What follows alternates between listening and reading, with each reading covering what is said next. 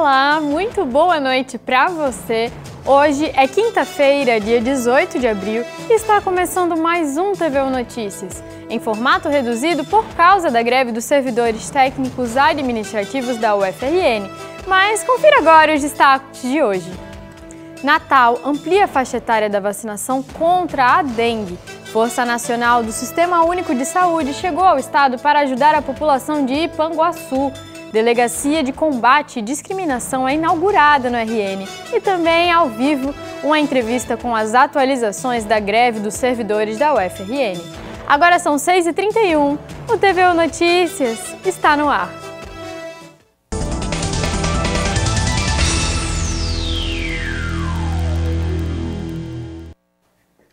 Hoje, a faixa etária da vacinação contra a dengue foi ampliada. Com a adesão pequena e alguns lotes de vacina perto do prazo de validade, mais gente pode aproveitar e se imunizar. Quem nos conta os detalhes é o repórter Maurício Gomes. A partir de hoje, o Ministério da Saúde determinou a ampliação da faixa etária para a imunização contra a dengue para a população de 6 a 16 anos.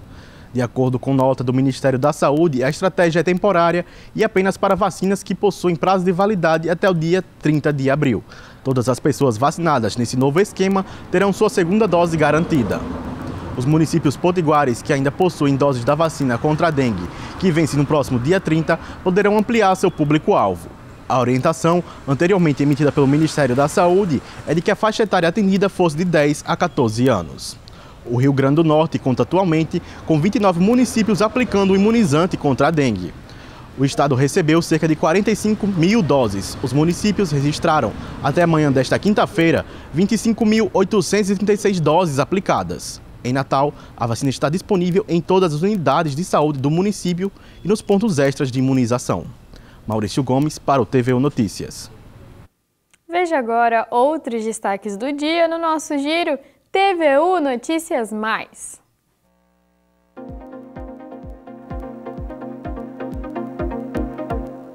A Comissão de Defesa do Consumidor da Câmara Municipal de Natal aprovou o projeto que assegura o pagamento da tarifa no transporte público por meio de Pix e cartão de débito e crédito. O pagamento poderá ser realizado usando o próprio cartão físico, também por aproximação, por relógio inteligente smartwatch e smartphone. O objetivo é modernizar e agilizar o pagamento na entrada dos ônibus, assim como trazer maior segurança, evitando a cobrança das viagens em dinheiro. Para entrar em vigor, o projeto ainda precisa ser votado em plenário. Uma equipe da Força Nacional do Sistema Único de Saúde chegou ao Rio Grande do Norte para atuar como suporte à população de Ipanguaçu, na região oeste do estado. Os transbordamentos de açudes deixaram várias comunidades ilhadas ou em áreas isoladas por causa das enchentes na região. Entre os problemas identificados está o aumento dos casos de doenças, principalmente viroses. A visita técnica em áreas afetadas ocorreu junto a equipes da Defesa Civil, Corpo de Bombeiros e Secretarias de Saúde Pública do Estado e município. O grupo é formado por 8 profissionais, entre enfermeiros e médicos. Segundo o superintendente do Ministério da Saúde do Estado, Jaumir Simões, as famílias estão em ruas ilhadas ou abrigadas em escolas da cidade.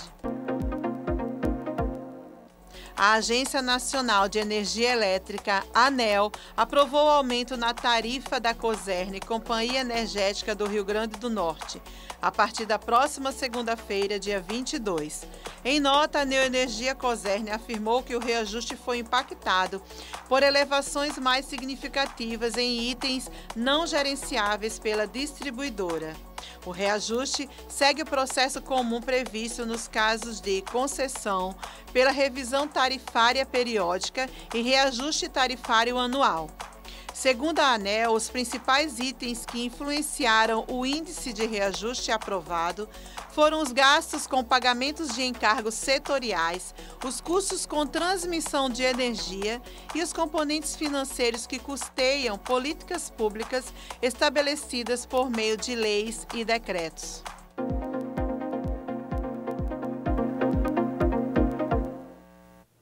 A greve dos servidores técnico-administrativos da UFRN e o FERSA está completando 40 dias. E para saber como estão as negociações com o governo federal, eu converso agora com a repórter Helena Mendes, que está ao vivo. Boa noite, Helena. Boa noite, Bia. Boa noite a todos que nos assistem. Pois é, hoje vamos entrevistar o Tiago Linca, que faz parte do comando local de greve e vai nos passar mais atualizações, né, sobre como tem acontecido. Seja bem-vindo, Tiago. Muito obrigado, boa noite, né? Não só vocês aqui do estúdio, também quem está em casa. E a gente está aqui exatamente para colocar para a população um pouco desse movimento de greve da universidade. Então, nesse sentido, eu já aproveito para perguntar, né? Desde o início da greve, houve alguma atualização? Desde as pautas que estão sendo abordadas, assim como também o que o governo propõe à categoria? Bem, essa semana foi uma semana bem movimentada, né? Nós tivemos atividades desde a segunda-feira, com o governo, a presença do ministro Camilo Santana da Educação aqui em Natal. Aí nós fizemos um ato conjunto do pessoal do Sinasef, que é o sindicato que representa os IEFs, junto com a gente do Sinteste, que representa o UFRN e o FESA. E a gente fez o que a gente chamou de Bom Dia Ministro, né, que foi exatamente lá no lançamento do Pé de Meia, cobrar do ministro um posicionamento efetivo e um apoio às nossas reivindicações, né? Porque, como inclusive eu vi essa semana, algumas pessoas falando, tem dinheiro para ampliar 100 novos IEFs, mas não tem para manter os que já existem, né? Então, se tem dinheiro para expandir, tem que ter dinheiro para manter, né? Então, a gente fez essa pressão na segunda com o ministro Camilo. Na terça-feira, nós tivemos em Brasília uma audiência pública puxada pela deputada federal do PSOL, Sâmia Bonfim, exatamente sobre a greve nas universidades, né? E aí as entidades todas dos estados mandaram caravanas para Brasília, e aí inclusive nosso Sinteste, nosso UFRN e o FESA se fizeram presentes nessa audiência pública, em que a gente foi dialogar, né, mostrar para a sociedade, mostrar para os parlamentares que lá estavam presentes, foram vários parlamentares da base do governo presentes nessa audiência pública, mostrar um pouco da necessidade das nossas reivindicações, de como estão as universidades e os institutos atualmente, né, para poder dar coro a nossas reivindicações. E o que a gente teve, as palavras dos parlamentares foram sempre de apoio à nossa greve. Então a gente espera que esse apoio dito na terça-feira lá na audiência pública se reverta em apoio de verdade nas nossas pautas de reivindicações. Quarta-feira, como é um dia sabido de todos aqui e todas as servidoras da UFRN, é nosso dia de assembleia. Então nós tivemos uma assembleia, mais uma vez, muito lotada. Foram mais de 520 assinaturas, né, de presentes. E na ocasião nós aprovamos o aceite aos benefícios, né, que o governo tinha já colocado como certo para a gente em dezembro do ano passado, mas aí nesse vai e vem de negociação, o governo fez questão que a gente aceitasse e assinasse um termo de compromisso. Sim. A UFRN aprovou, então, na Assembleia de quarta-feira, a assinatura desse termo de compromisso, e que vai viabilizar os benefícios, que são auxílio alimentação, auxílio creche e o per capita saúde. Isso na quarta ainda. E também em Brasília nós tivemos uma caminhada com todos os estados presentes lá em Brasília, uma caminhada pela esplanada dos ministérios para mostrar e pressionar o governo federal a atender as nossas reivindicações. Inclusive, amanhã tem uma expectativa de retorno, né, de uma resposta do governo. E quais são as expectativas? Isso. Assim, a gente sempre espera que venha alguma coisa de verdade, né? Que eu já falei até na outra vez que eu vim aqui a esta casa, falar que o governo muitas vezes marca reunião para marcar nova reunião. E isso aí pra gente não é negociação, isso aí a gente chama de processo de enrolação. E aí então, inclusive na audiência pública da terça-feira, tiveram 2 representantes, um do Ministério da Educação, um do Ministério de Gestão e Inovação, que nos garantiram que o governo tem algo a nos apresentar. Então nós estamos nessa expectativa desse algo, que não seja novamente aquele 0% para 2024 vergonhoso que nos apresentaram desde o ano passado. Então, assim, a esperança realmente é que se haja uma proposta de verdade para que a gente possa discutir nas nossas bases e aí sim pensar se aprova, se não aceita, se não aceita. Muito obrigada, Tiago, pela sua participação. Bia, retorno com você no estúdio. Muito obrigada, Helena. Muito obrigada, Tiago. É uma situação complicada realmente. Há quase 10 anos, o bairro de Mãe Luísa vivenciava uma das grandes tragédias com desabamento na região causado pelas fortes chuvas. Após esse episódio, o bairro está sendo mapeado para que o risco de desastre seja diminuído e até mesmo evitado. Vários bairros da capital potiguar apresentam potencial para desastres devido às suas características territoriais e geográficas. O bairro de Mãe Luísa é um deles e o Ministério Nacional das Periferias, a Defesa Civil de Natal, o Grupo de Pesquisa Georrisco da Universidade Federal do Rio Grande do Norte e a Universidade de Wageningen da Holanda vem desempenhando papel importante nestas localidades com ações de prevenção de riscos de desastres. O que eu vejo muitas vezes é que o Estado, várias agências do Estado, respondem de uma tragédia com a ideia de prevenção. Mas só vem depois do deslizamento, não vem antes, né? Então, é fácil para responder para um deslizamento como questão de mapeamento de risco, mas já é tarde, né? Segundo o professor Robert, nas últimas décadas, a periferia urbana resolveu a questão de moradia na cidade, mas ao mesmo tempo manteve o risco de desastre. As casas próximas de encostas e zona dunar são suscetíveis para a tragédia. O bairro de Mãe Luísa, aqui na capital potiguar, é uma das áreas de risco de desabamento. Em 2014, esta localidade foi atingida pela corrida de lama e detritos, em que 30 residências desabaram e 78 famílias foram prejudicadas. Seu Wilson Correia foi uma das famílias atingidas. Ele perdeu sua casa, seu comércio e estúdio fotográfico, que hoje dá lugar a uma academia de idosos construída pela prefeitura. Mas em breve nos contou que vai se mudar para o residencial que será entregue próximo da região. Devido à sua moradia ficar perto de uma encosta na época, ela desabou mesmo sem chuva.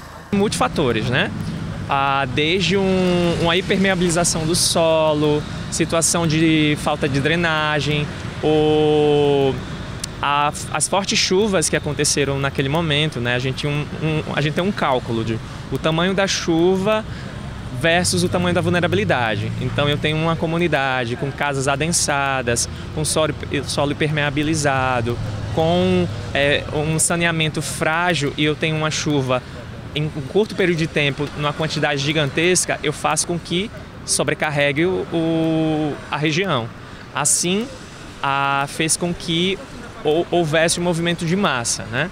De 2014 para cá, houveram alguns avanços. A escadaria construída no local, em sua parte externa, é estética, mas em seu interior há uma estrutura de contenção e escoamento de água, segundo informou a Defesa Civil de Natal.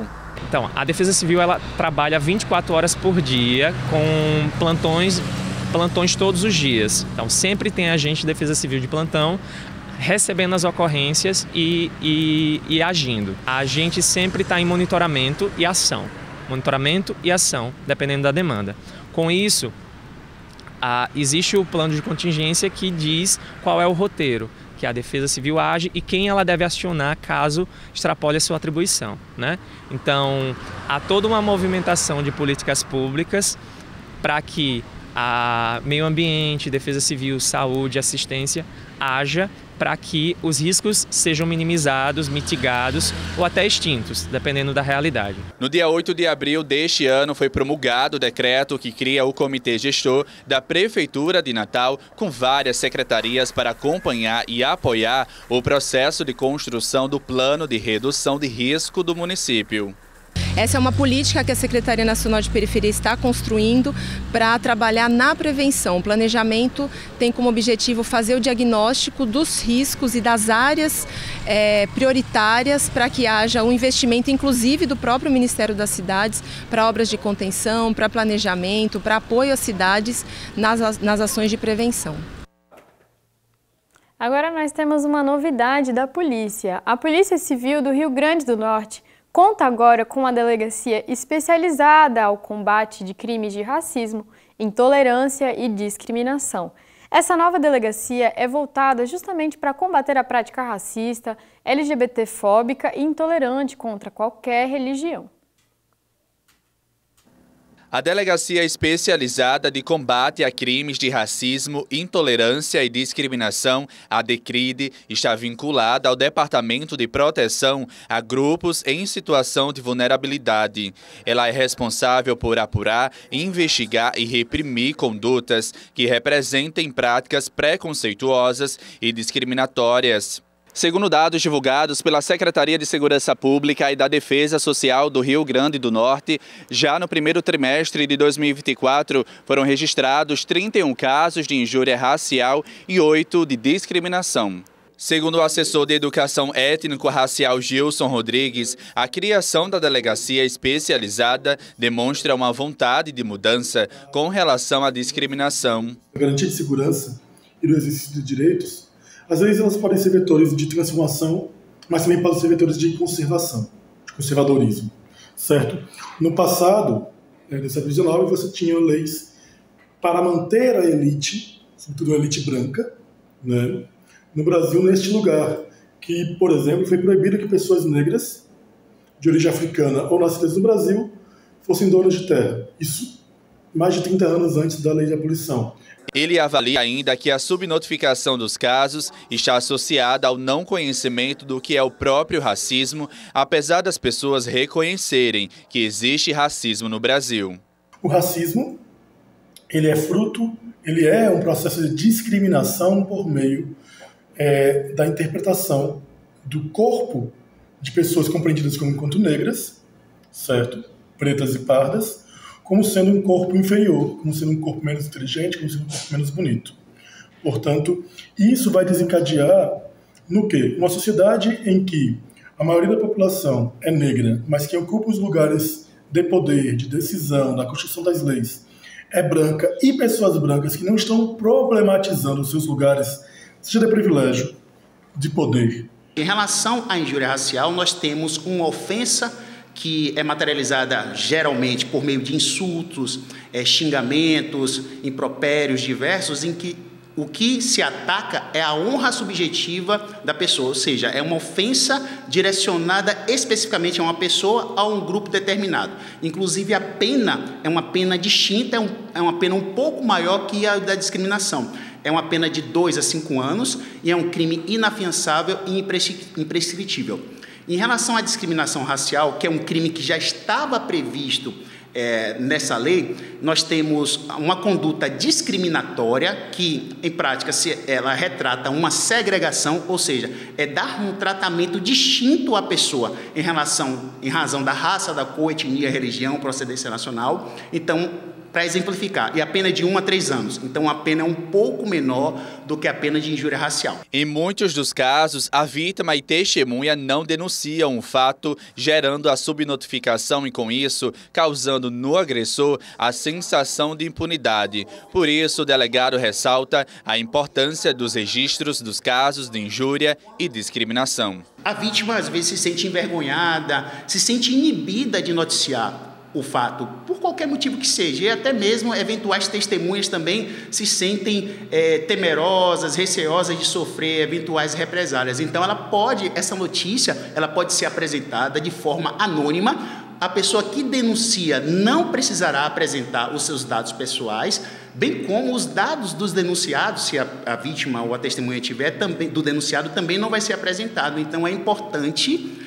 Aí, voltando para a questão de combater a subnotificação, é importante que a população tenha isso em mente e se encoraje cada vez mais a noticiar esse tipo de conduta, para que o Estado, por meio da polícia, o judiciário, até do Ministério Público, nós possamos enfrentar essa criminalidade que ainda, infelizmente, é muito recorrente na nossa sociedade. A Delegacia Especializada de Combate a Crimes de Racismo, Intolerância e Discriminação, a DECRID, fica localizada em Natal, no bairro Lagoa Nova, na rua Demócrito de Souza Paiva. Além disso, a denúncia pode ser feita de forma anônima pelo Disque Denúncia no 181.